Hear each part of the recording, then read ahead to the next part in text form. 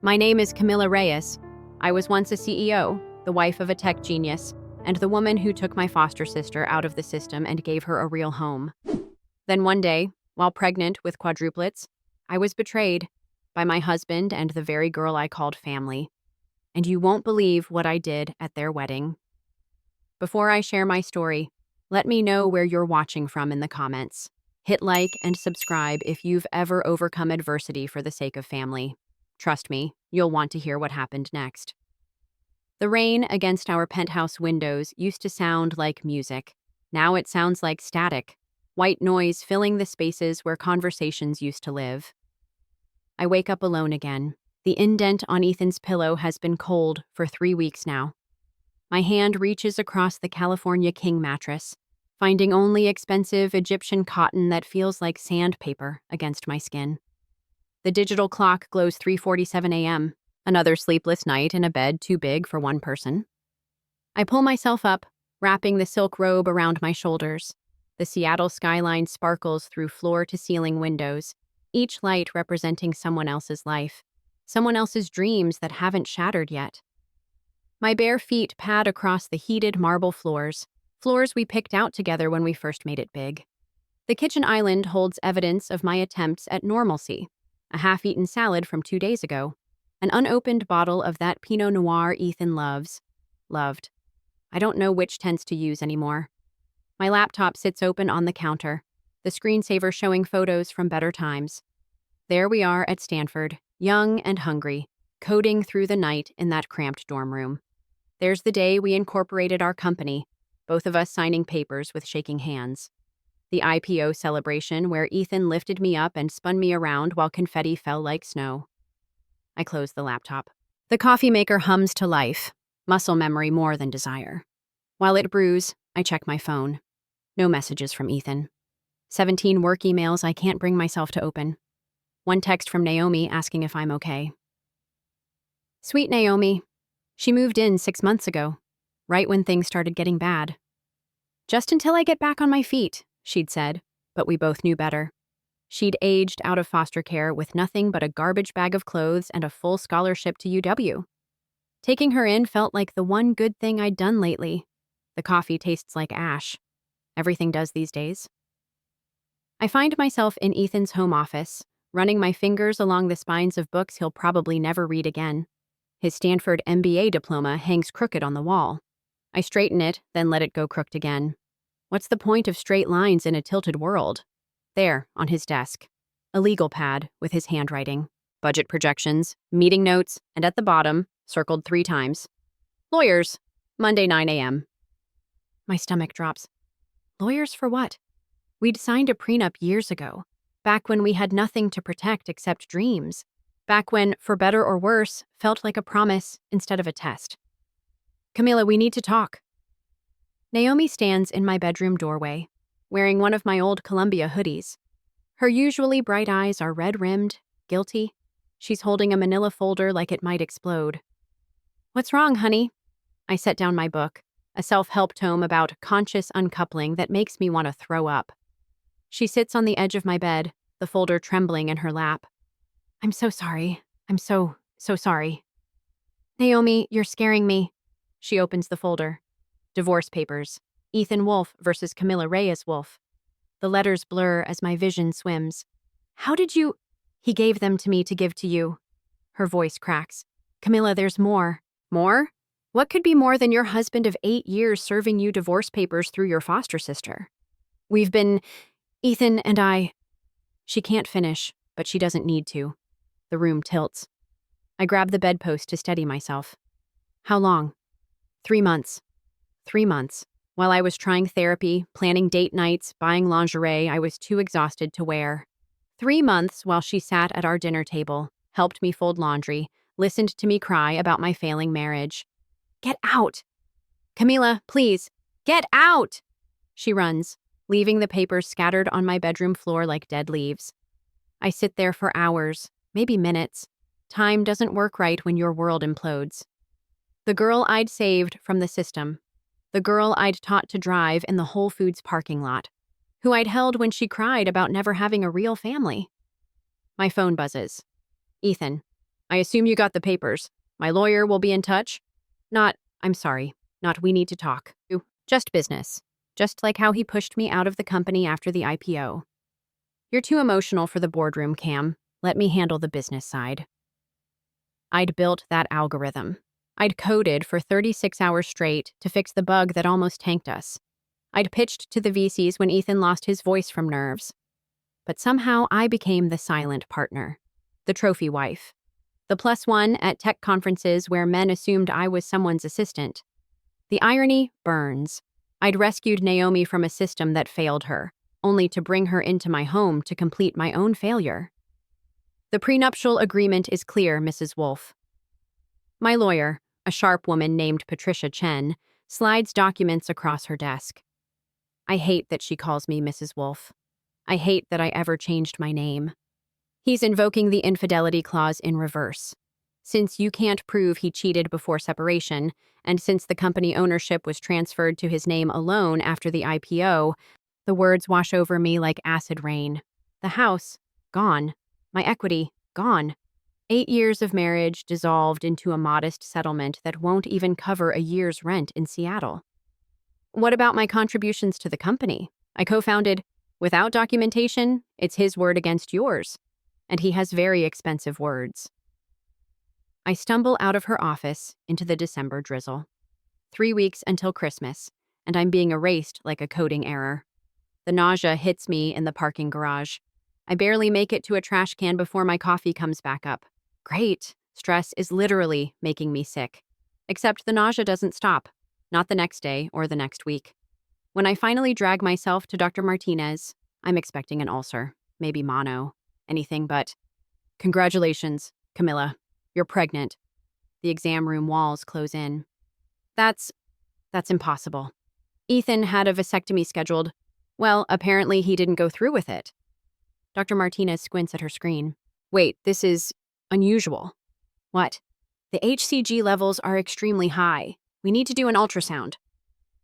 20 minutes later, I'm staring at a screen that looks like a weather map of my insides. Dr. Martinez moves the wand, clicks buttons, measures things. Camilla, her voice is careful. You're carrying quadruplets. I'm carrying what? 4 babies. It's rare, but it happens. Have you been on fertility treatments? No, we weren't even trying. We were falling apart. 4 tiny heartbeats flickering on the screen like distant stars. 4 lives growing inside me while my own life crumbles. The cosmic joke of it makes me laugh. A sound sharp enough to concern Dr. Martinez. I need to think. I manage. What do I need? A time machine? A husband who didn't screw my foster sister? A body that understood timing? That night, I remember. Ethan's genetic testing kit sitting in our bathroom cabinet. He'd done it for some biohacking startup, storing DNA data for the future of personalized medicine. If he wants to pretend these babies aren't his, I have proof that would hold up in any court. The thought brings the first smile I've had in weeks. Santa Fe doesn't get much rain. That's why I chose it. The adobe casita sits on 5 acres of sage and juniper, far enough from town that no one asks questions. My landlord, Araya Bege, is a midwife who's delivered half the babies in northern New Mexico. She took one look at my swollen belly and tired eyes and handed me the keys without asking for references. You running from something or to something? She asked that first day. Both, I admitted. Good, those are the ones who survive. My phone lives in a drawer now. I've seen the announcement. Tech power couple Ethan Wolf and Naomi Chen announce engagement. The comments are brutal. The internet has a long memory, and people remember she lived with us. I spend my days walking the desert paths, my body expanding like the horizon. 4 babies. Every time I think it, it feels less real. Dr. Patel in town just shakes her head during appointments. Multiple births are sacred here, she says. The ancestors are giving you a tribe. Some tribe. Their father is marrying their aunt.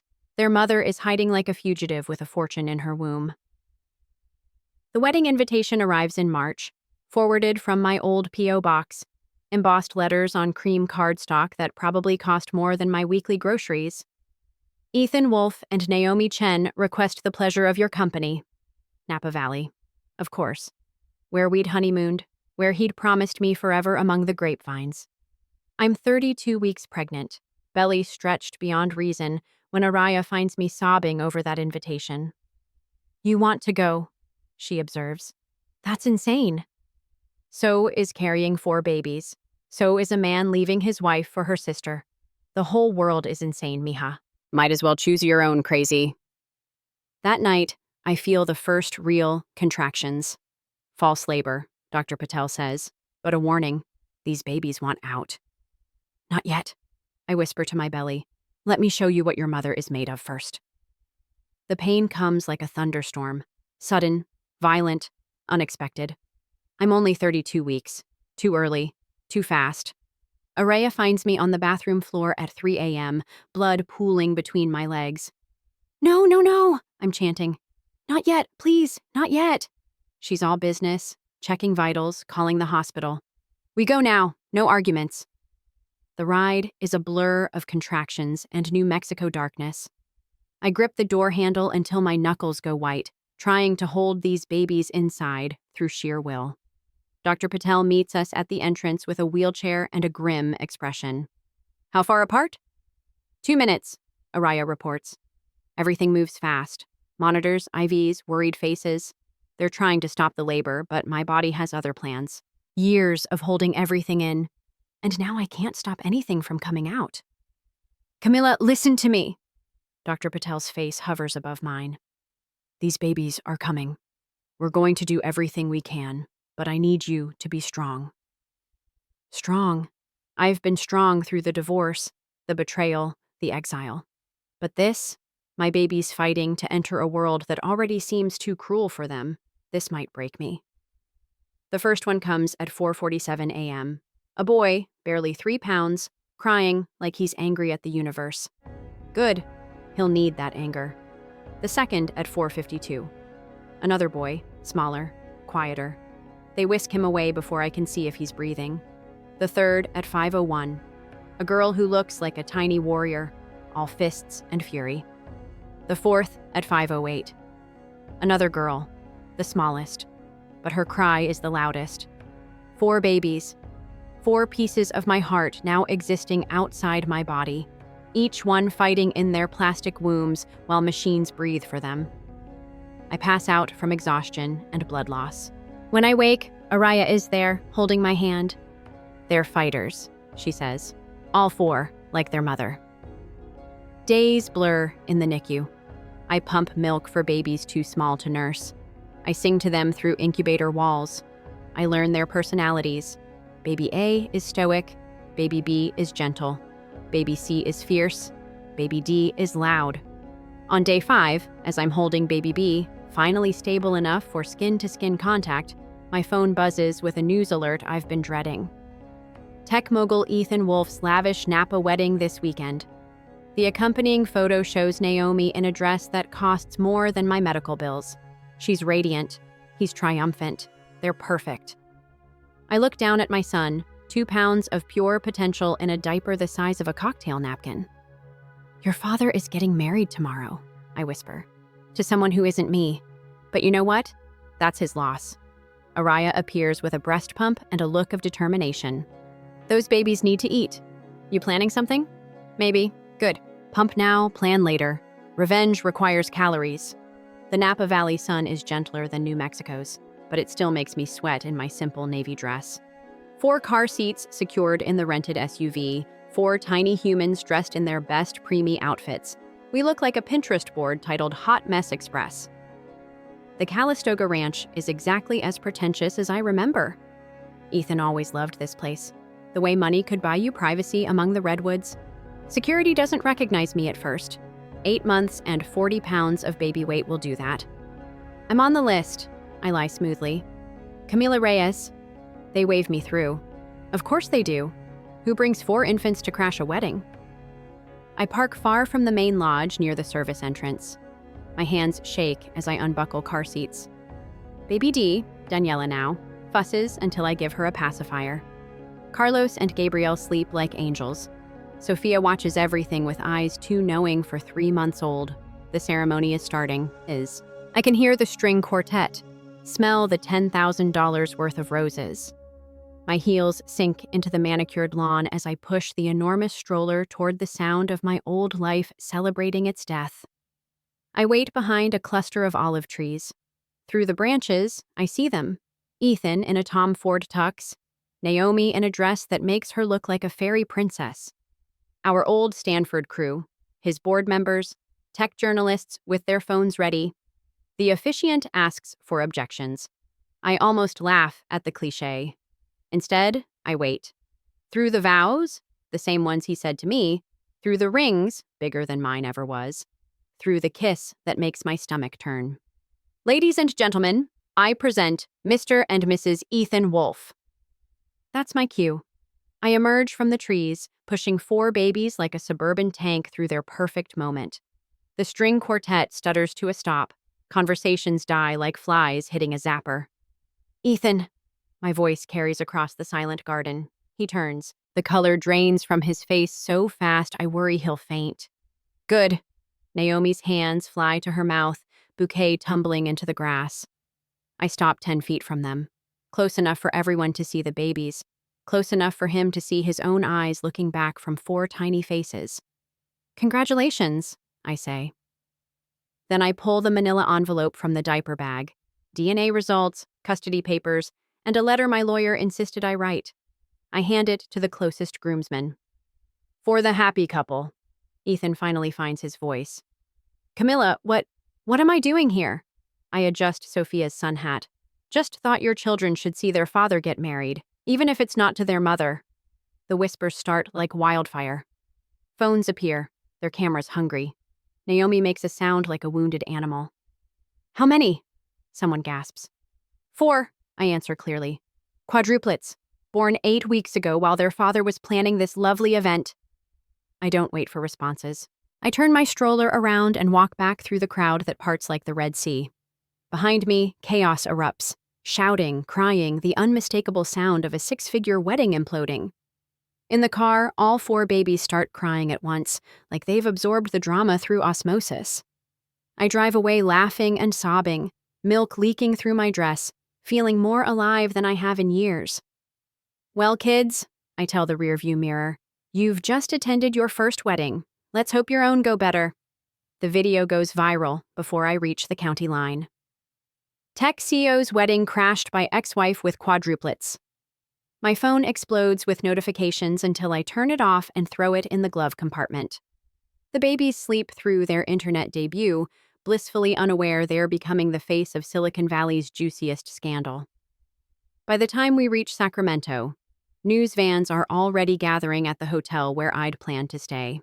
I keep driving. South, east, anywhere but where they expect me to be. The kids need to eat in Modesto. While I'm nursing Gabriel in a Target parking lot, a woman knocks on my window. You're her! The quad mom! Girl, you're my hero! By Fresno, #quad mom is trending.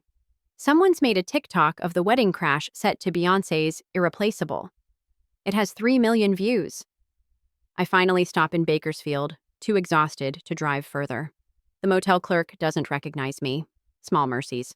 4 babies in a roadside motel feels like a new low until I remember we're free. Complicated, exhausted, but free. The next morning, I turn on my phone to 847 missed calls. Patricia Chen, my lawyer, has left 17 voicemails, each more urgent than the last. Camilla, call me immediately. Ethan's team is in crisis mode. The board called an emergency meeting. Naomi's been hospitalized for anxiety. The stock dropped 12% at opening. Call me. I don't call. Instead, I feed my babies, change 16 diapers, and watch the news in fascinated horror. CNN, Wolf Tech stock plummets amid CEO personal scandal. CNBC, investors question Ethan Wolf's judgment after wedding fiasco. TMZ, exclusive, Naomi Chen deletes all social media, family calls her dead to them. TechCrunch, Wolf Tech board considers no confidence vote for embattled CEO. Every channel shows the same clip. Me emerging from the trees like some fertility goddess of vengeance. Ethan's face cycling through all 5 stages of grief in real time. Dr. Martinez calls from Seattle. "Camilla, honey, are you okay? It's all over the news." Did he really not know about the babies? He knew I was pregnant, didn't stick around to find out with how many. Lord have mercy. You need anything? A time machine? Fresh out, but I can prescribe you some stronger coffee. By day 3, the story has legs of its own. Internet detectives find our Stanford photos, our wedding announcement, screenshots of Naomi's old Instagram posts calling me the sister she never had. The narrative writes itself. Tech bro leaves pregnant wife for foster sister she saved. Wolf Tech stock drops another 8%. Ethan releases a statement through his publicist. I ask for privacy during this difficult time as I navigate personal family matters. The internet responds with memes. My favorite shows the Titanic sinking with Ethan's face on the ship and my company written on the iceberg. Naomi hasn't been seen since the wedding. Her cousins, the ones who insisted family was everything, tell reporters they're disgusted and betrayed.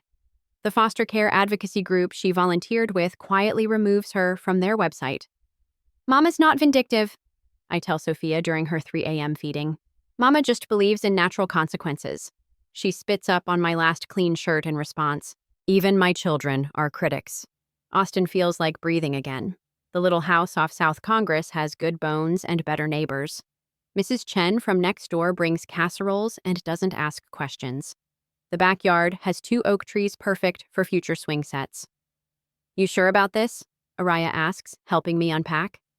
She drove out to check on us, claiming she missed Texas barbecue.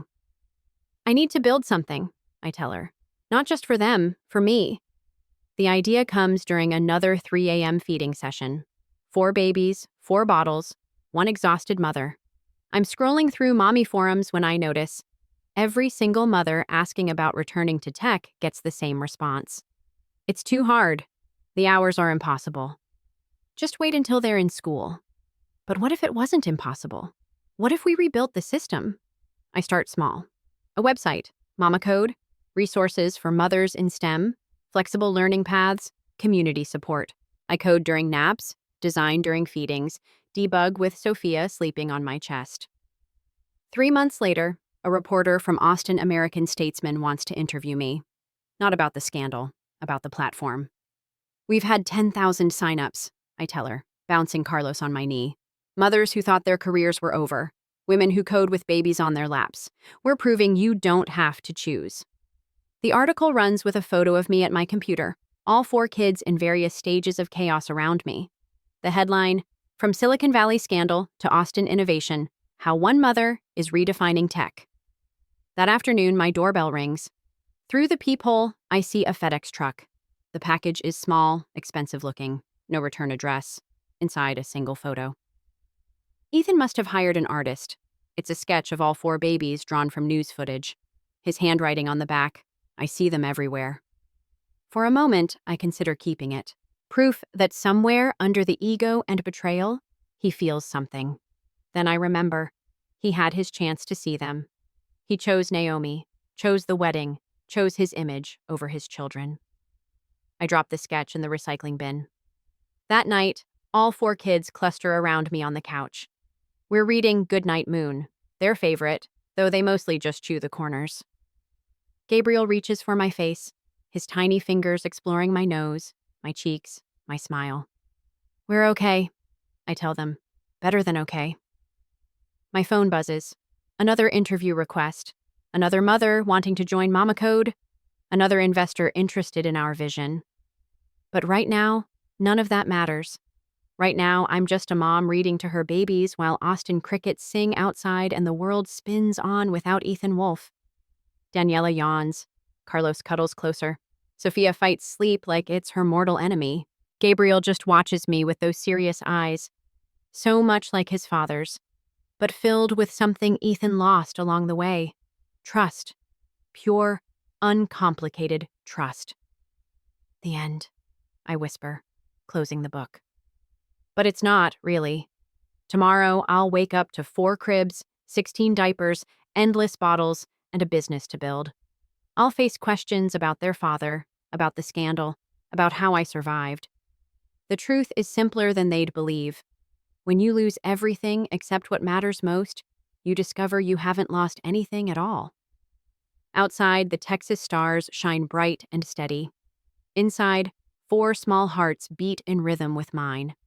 We are not broken. We are not victims. We are a family. Messy, complicated, beautiful. And that's enough. More than enough. That's everything. Sometimes, losing everything is the only way to truly find yourself. Don't be afraid to rise from the wreckage, because what was taken from you will never matter more than what you rebuild with your own hands. Live with truth, with dignity, and if you must, let pain become your power. If you've ever been betrayed, ever stood in the ashes unsure where to begin, remember, you are not alone, and you deserve a brand new chapter.